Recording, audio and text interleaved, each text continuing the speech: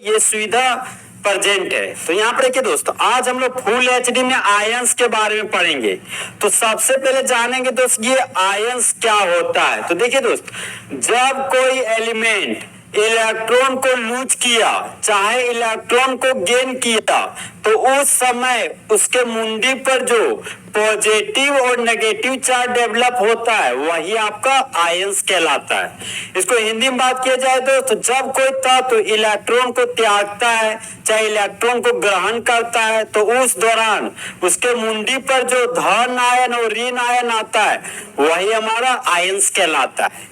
तो आयंस का point number 1 हो गया हमारा दोस्त कि जो आयंस है वह एक तरह का चार्ज स्पीसीज है। तो पॉइंट नंबर 1 हो गया हमारा आयंस आर द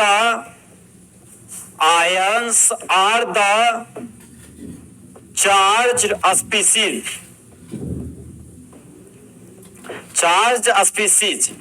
आयंस दोस्त एक तरह का चार्ज स्पीसीज है। चार्ज स्पीसीज को हम लोग आवेशित जातियां बोलते हैं। तो हम लोग बोल सकते हैं कि आयंस है हमारा आवेशित जातियां। अब देखिए दोस्त, आखिर सर ये आयंस कितने टाइप के होते हैं। तो देखिए दोस्त, आयंस जनरली आपका 2 टाइप का होता है। आयन जनरली आपका 2 टाइप का होता है। तो जिस तरह दोस्त मेरे क्लास के 2 कंपोनेंट हैं, बॉयज एंड गर्ल्स, उसी तरह आयंस के भी आपके 2 कंपोनेंट है। पहला कंपोनेंट का नाम है आपका केट आयन और दूसरा कंपोनेंट का नाम है आपका एन आयन। केट आयन को हम लोग दोस्त प्यार से पॉजिटिव आयन भी बोलते हैं। केट आयन को हम लोग दोस्त प्यार से पॉजिटिव आयन भी बोलते हैं। पॉजिटिव आयन, तो केट आयन का दूसरा नाम हो गया आपका पॉजिटिव आयन और एन आयन का दूसरा नाम हो गया आपका दोस्त नेगेटिव आयन। Negative ion. अब देखिए दोस्त, जो हमारा पॉजिटिव आयन है, पॉजिटिव आयन को ही प्यार से हम लोग धन आयन बोलते हैं और नेगेटिव आयन को ही हम लोग प्यार से ऋण आयन कहते हैं। तो सबसे पहले हम लोग दोस्त यहाँ पर केट आयन के बारे में पढ़ेंगे, फिर हम लोग एन आयन के बारे में पढ़ेंगे। तो सबसे पहले हम लोग दोस्त केट आयन के बारे में पढ़ने जा रहे हैं। तो टाइप नंबर 1 हमारा दोस्त केट आयन। तो सबसे पहले हम लोग केट आयन के बारे में पढ़ते हैं। तो केट आयन आखिर बनता कैसे है। तो केट आयन हमारा दोस्त इलेक्ट्रॉन के लूज से बनता है। इलेक्ट्रॉन को त्यागने से हमारा केट आयन बनता है। तो पॉइंट नंबर 1 हो गया हमारा दोस्त formed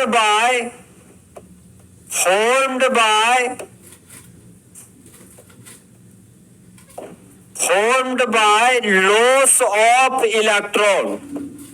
लॉस ऑफ इलेक्ट्रॉन के लॉस से आपका केट आयन बनता है।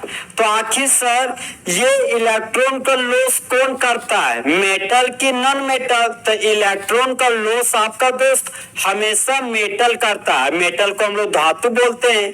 तो नेक्स्ट पॉइंट हो गया हमारा दोस्त फॉर्म्ड बाय मेटल।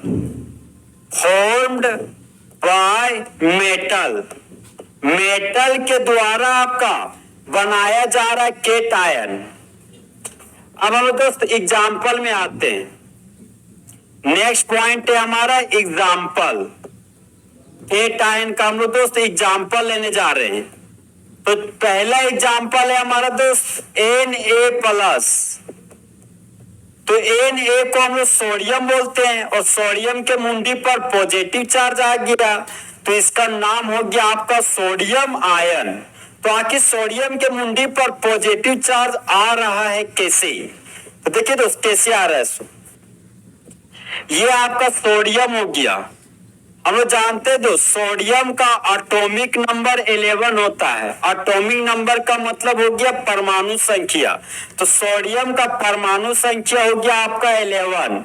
तो हम लोग जानते हैं कि जब एटॉमिक नंबर 11 हो और उसको जब सेल में बांटना हो, तो फर्स्ट सेल में 2 इलेक्ट्रॉन जाता है, सेकेंड सेल में 8 इलेक्ट्रॉन जाता है और थर्ड सेल में हमारा 1 इलेक्ट्रॉन जाता है। क्योंकि दोस्त हम लोग जानते हैं कि एटम के सेंटर पार्ट को न्यूक्लियस कहते हैं और न्यूक्लियस का बाहर का रास्ता सर्कुलर होता है। इसी सर्कुलर रास्ता को सेल ऑर्बिट या एनर्जी लेवल बोलते हैं। तो फर्स्ट सोडियम के फर्स्ट सेल में 2 इलेक्ट्रॉन है, सेकेंड सेल में 8 इलेक्ट्रॉन है और थर्ड सेल में हमारा 1 इलेक्ट्रॉन रखा हुआ है। तो जो हमारा थर्ड सेल है ना दोस्त, वह हमारा अंतिम सेल है और अंतिम सेल को हम लोग वैलेंस सेल बोलते हैं। अंतिम सेल को हम लोग वैलेंस सेल बोलते हैं। तो ये हो गया हमारा दोस्त वैलेंस सेल, ये हो गया आपका वैलेंस सेल। और यहां पर देखिए दोस्त, जिस तरह इंडिया में रहने वाले सभी ह्यूमन बींग्स को इंडियंस कहते हैं, उसी तरह वैलेंस सेल में रहने वाले इलेक्ट्रॉन को वैलेंस इलेक्ट्रॉन बोलते हैं। जहां पर वैलेंस सेल को प्यार से संयोजी कक्षा बोलते हैं और वैलेंस इलेक्ट्रॉन को हम लोग संयोजी इलेक्ट्रॉन कहते हैं। तो सोडियम का वैलेंस इलेक्ट्रॉन हो गया हमारा दोस्त 1। तो सोडियम का वैलेंस इलेक्ट्रॉन 1 है हमारा। तो जब कभी भी दोस्त वैलेंस इलेक्ट्रॉन 1, 2 इलेक्ट्रॉन चाहे 3 इलेक्ट्रॉन हो, तो ऐसे कंडीशन में वह हमेशा इलेक्ट्रॉन को लूज करेगा।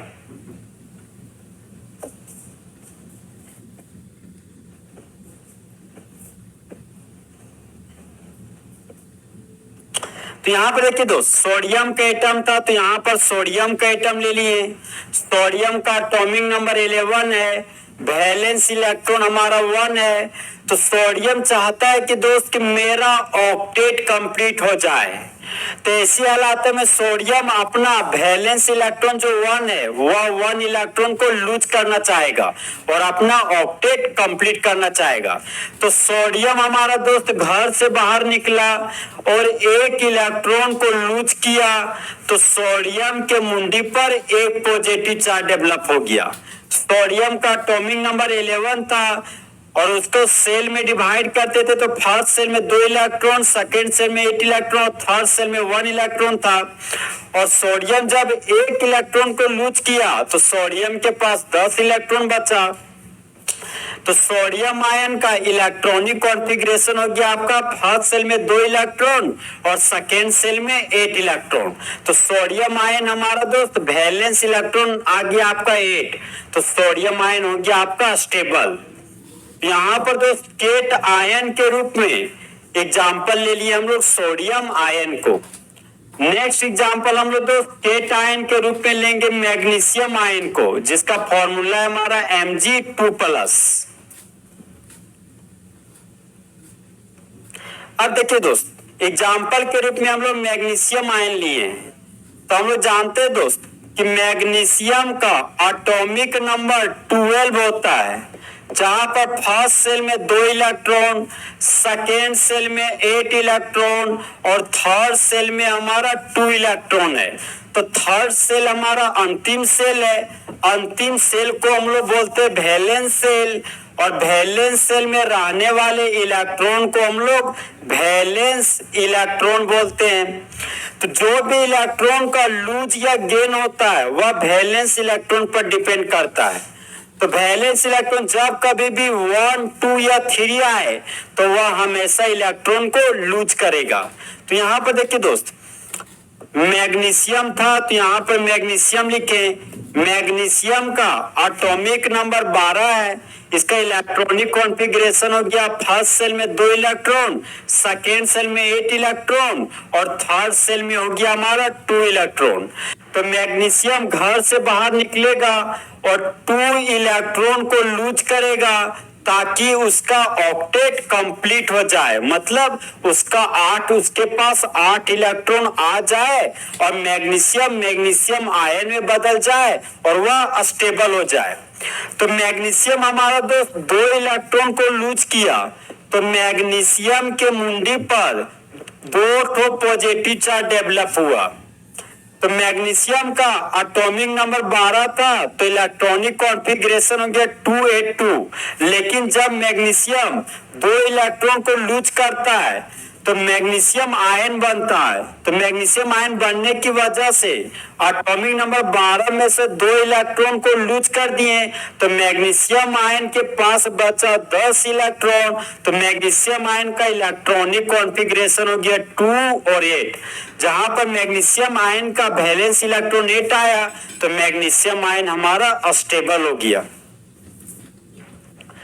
तो यहाँ पर दोस्त सोडियम आयन, मैग्नीशियम आयन हमारा केटायन का एग्जाम्पल हो गया। नेक्स्ट एग्जाम्पल है हमारा दोस्त Al3+, जिसको हम लोग एल्यूमिनियम आयन बोलते हैं। नेक्स्ट एग्जाम्पल है आपका K+ को हम लोग पोटेशियम आयन बोलते हैं। नेक्स्ट केटायन का एग्जाम्पल है हमारा Be2+, जिसको हम लोग बेरिलियम आयन बोलते हैं।